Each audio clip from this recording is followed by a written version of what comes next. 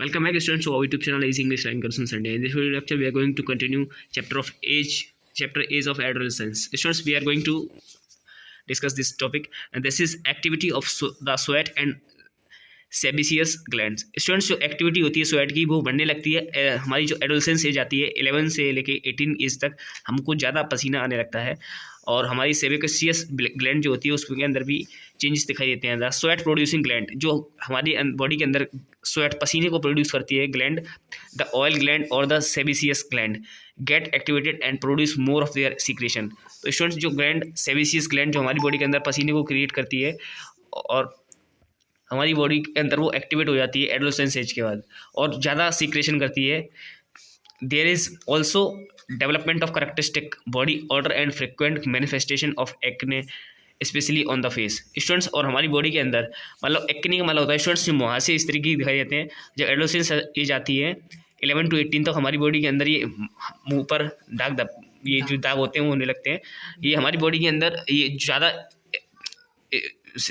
Hormone secrete हो रहे हैं, इसकी वजह से होता है और हमें ज़्यादा पसीना भी आने लगता है। हमारी बॉडी के अंदर बहुत सारे चेंजेस होने लगते हैं। Next is brain booster. Hormones are present in the plant too, और जो हार्मोन्स होते हैं स्टूडेंट्स प्लांट्स के अंदर भी प्रेजेंट होते हैं। Plant hormone also called phyto hormones. Plant के अंदर जो हार्मोन प्रेजेंट होते हैं उसको आप फाइटो हार्मोन भी बोलते हैं। कंट्रोल और रेगुलेट जर्मिनेशन, जो कि रेगुलेट करते हैं, कंट्रोल करते हैं जर्मिनेशन को, ग्रोथ को, मेटाबॉलिज्म और other activities in plants. Next topic is development of sex organs. Students, development होता है सेक्स ऑर्गन्स का एडोलेसेंस एज पर। At puberty the reproductive organs in boys and girls become functional. Puberty की age के बाद जो reproductive organs होते हैं बॉयज़ और गर्ल्स में वो फंक्शनल होने लगते हैं, मतलब एक्टिवेट हो जाते हैं। इन boys the male sex organ sex orange like the testis and the penis develop completely. Boys के अंदर स्टूडेंट जो मेल सेक्स ऑर्गन होता है टेस्टिस पेनिस वो डेवलप हो जाता है कंप्लीटली पूरी तरह से। The testis begin to produce sperm, और जो टेस्टिस होते हैं वो स्पर्म को प्रोड्यूस करने लगते हैं, कैपेबल हो जाते हैं स्पर्म को प्रोड्यूस करने के। In girls the ovaries enlarge and egg begin to mature. Girls में स्टूडेंट्स ओवरीज जो होती हैं मैच्योर हो जाती हैं, एनलार्ज हो जाती हैं और एग्स को प्रोड्यूस करने लगती हैं, मैच्योरिटी आ जाती है। Also ovaries start releasing mature eggs, और ओवरीज जो होती हैं मैच्योर एग्स को रिलीज करना शुरू कर देती हैं। Next is reaching mental intellectual and emotional maturity. Students, इस एडोलेसेंस एज के बाद 11 से 18 ईयर की जो एज होती है वहाँ पर हमारी बॉडी के अंदर मेंटल चेंजेस आते हैं, इंटेलेक्चुअल सोचने की क्षमता आती है और इमोशनल मैच्योरिटी भी आने लगती है। Adolescence is also a period of change in a person way of thinking. Adolescence age के अंदर स्टूडेंट्स हमारी बॉडी के अंदर जो पर्सन की जो थिंकिंग होती है उसमें भी चेंजेस आने लगते हैं, सोच में। It is the time when the brain acquires the greatest capacity for learning.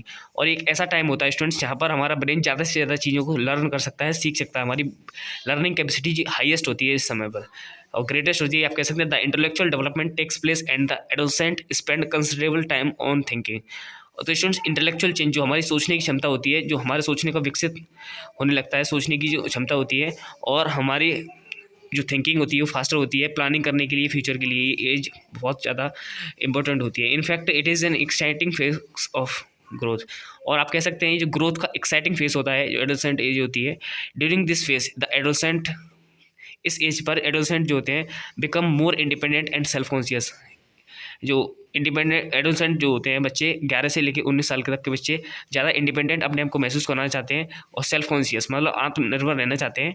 Self start feeling the need for acceptance and understanding, और उनको किसी चीज़ को स्वीकार करने की अंडरस्टैंडिंग मतलब समझ विकसित होने लगती है उनके अंदर। Argue to develop relationship with the person of opposite sex, मतलब उनके अंदर ये रिलेशनशिप वाली फीलिंग जनरेट होने लगती है। मतलब अपोजिट सेक्स का मतलब स्टूडेंट्स ये है, अगर लड़का है वो बॉयज़ जो होता है गर्ल्स की तरफ मतलब लड़का जो होता है वो लड़की की तरफ अट्रैक्ट होने लगता है और बॉयज़ जो होता है वो गर्ल्स जो होती हैं वो बॉयज़ की तरफ अट्रैक्ट होने लगती हैं, अपोजिट सेक्स की तरफ इंट्रैक्शन होने लगता है इस एज पर। Need the company of friends, और हमको ज़्यादा से ज़्यादा कंपनी फ्रेंड्स की अच्छी लगती है इस एज पर।